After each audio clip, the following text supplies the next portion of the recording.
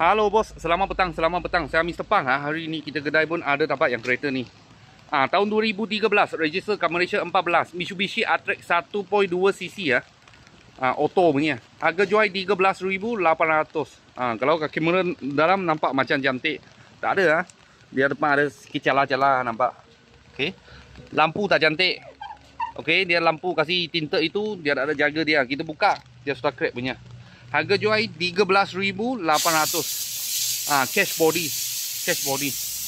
Dalam macam ni. Okey, dia dalam warna asal semua ori.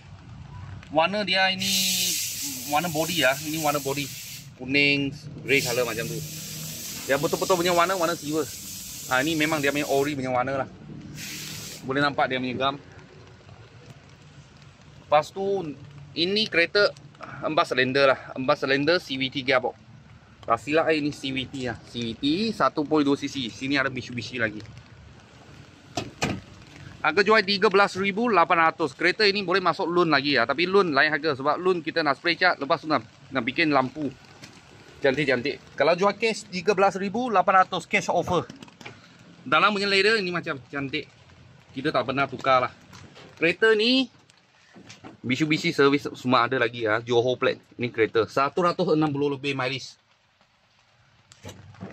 Dalam kita cuma kasih cuci bersih, lepas tu masuk puspakom aja.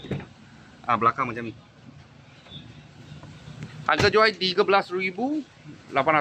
13,800. Belakang punya bumper tak ada celah lah. Sikit-sikit aja. Okey, original cap.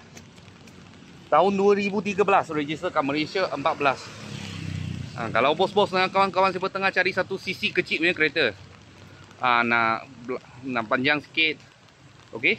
Lepas tu jimat minyak, kita sini ada sebiji. Baru sampai aja. Kalau ada apa murah-murah kereta, saya akan video lagi. Thank you bos, thank you.